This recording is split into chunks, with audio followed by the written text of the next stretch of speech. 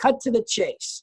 The power of gratitude rests in, are we recording? The power of gratitude rests in what we focus on, we give power to. It's really as simple as that. What we focus on, we give power to. What we give power to, that's what we create in our lives. So if we're focused on what we don't want because we want to figure out why we have this, why something, why this is the way it is, what we're doing is focusing our energy, our power on exactly what it is we don't want, thus creating more.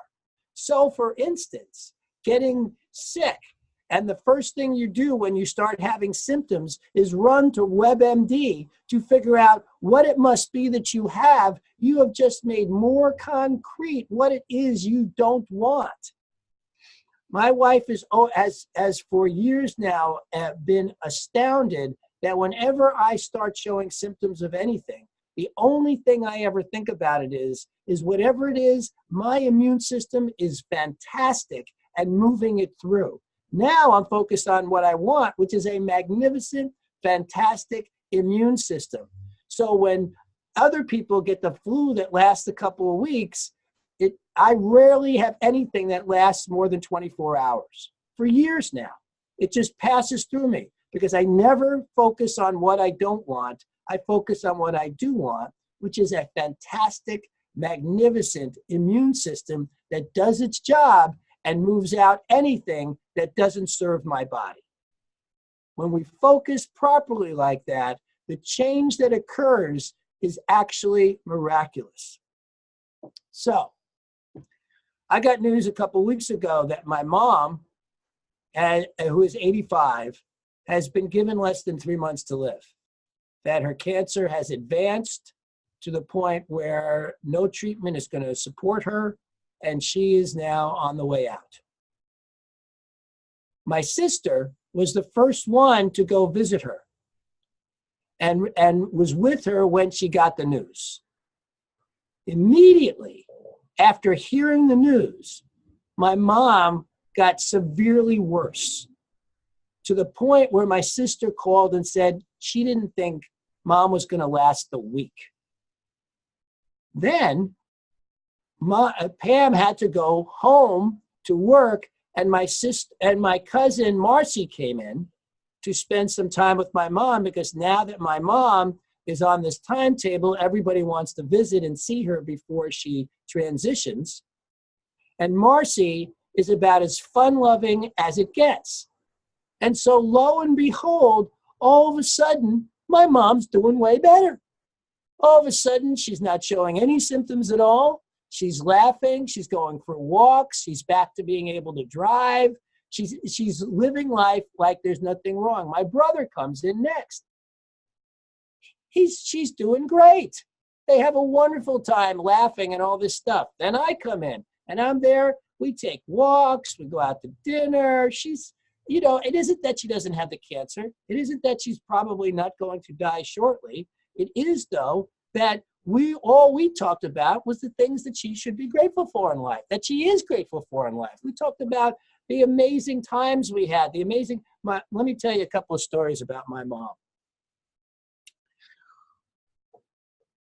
Well, I guess I'll have to start with, if I'm really going to put this in context, after my last divorce, I went into the woods for 2 years. I lived in a cabin in the woods because I decided that it was time for me to heal myself, and the best way to do that was just be with myself.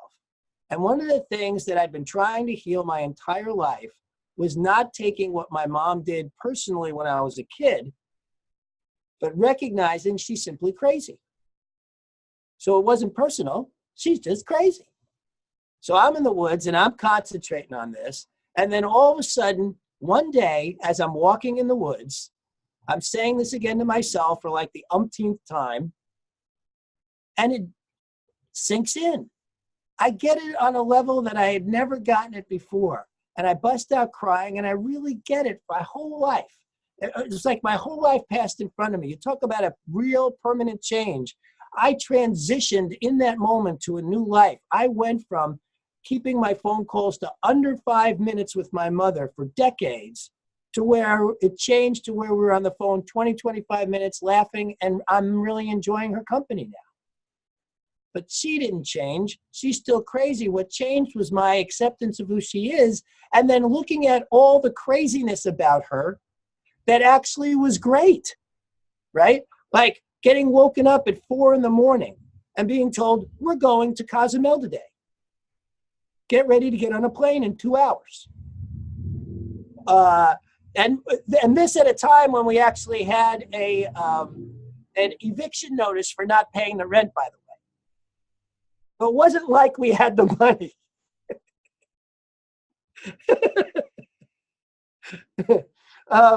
Or the other times where all of a sudden, she'd pull us out of school because she had this idea that we were going to go do this really fun thing that would be really great, that somehow then turned out to be really amazing. And then the other side of the coin was there was never any food in the refrigerator, and we were always wondering how we were paying the rent. And so it was always the craziness. But once I started focusing on the fun we used to have instead of the downside, things got a lot better in my relationship with my mom. And so I show up at my mom's house, and all we talk about is the fun stuff. Not only the fun stuff in my life that with her, but my mom's last visit to California, we took her to Grauman's Chinese restaurant. That's the place where they have all the clay steps filled with handprints and signatures and footprints of all the stars throughout the ages since the 20s. And I'm standing there with my mom, and one of my stepdaughters is hanging on my mom's arm, and my mom's going, I dated him. I spent the weekend with him. Oh, we went away for 3 days. She did this like 8 to 10 people who were there. Just going on and on about who she slept with, who she spent the weekend with, who she flew away to the Bahamas with. That was my mom. My mom at 85 still drives a Mustang and loves to show you that she can still get it over 100 on the highway. This is my mom at 85. So this is what we talked about. Now, here's the most interesting. So she was in great. She's moving around. She's dancing. She's doing great, right? I leave. My sister comes back in. Within a week, they're talking about how she needs to go into hospice because she's doing so badly. Our thoughts have power. Gratitude is one of the most powerful thoughts we have. They can actually impact life and death. This is no kidding around stuff. I am now sitting here getting texts spoke to my mom this morning, and all of a sudden she's doing so poorly, and lo and behold, the person visiting her is my sister. It really does make a difference in the here and now, who's holding the space and in the way they hold the space. It makes all the difference. And it shows up. It doesn't matter if you're talking about your finances, your health, a new job you want, whatever the situation, if all you talk about glass half full or half empty, I highly recommend the half full part. Because if you're looking at the half empty part, the odds of that glass becoming more empty are so great, it's ridiculous. But if your power and focus is on the half full part, the odds of it continuing to full become greater and greater and greater. These aren't just wives' tales. This isn't just positive thinking. This is how we use our mind to create what it is we want in our lives. If you're focusing on the whys and this and that and scientifically trying to figure out what it is that's going wrong and all this kind of stuff, the odds of more going wrong increase dramatically. You want to be focusing on the good. You want to be focusing on the gratitude, because that's where the power, that's where you want the power to be. The power is wherever you put your focus. The power is wherever your attention is. And the deeper you can remember that one of my favorite Dr. Holmes quotes is, to abandon the truth in our hour of need is to not understand the truth. We really want to stay focused, especially in our hour of need, on what it is that we want to work, what it is that we want to have, and declaring it as so. It is so powerful. It is so powerful to do that. It can change life and death. We are so powerful in our humanness. We are spiritual beings having this incredible human experience. And the more we can feel it and experience it with the gratitude, the more it just shines and the richer it gets. That's what I have for you today. Let it shine. Let your life shine.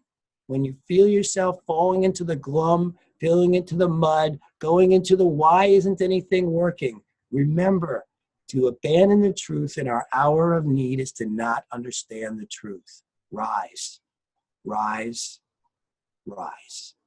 Thank you.